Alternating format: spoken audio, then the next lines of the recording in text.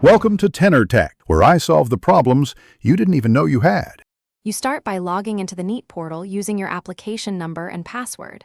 Once logged in, go straight to the Admit Card section and click Edit Photo. You must select the correctly sized JPG/PNG image. If it's too large, resize to 10100 KB. Make sure the file name has no special characters.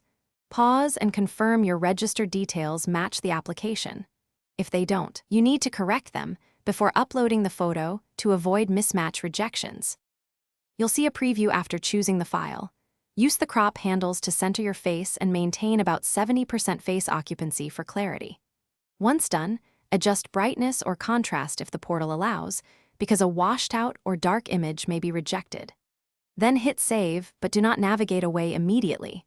Wait for the green confirmation.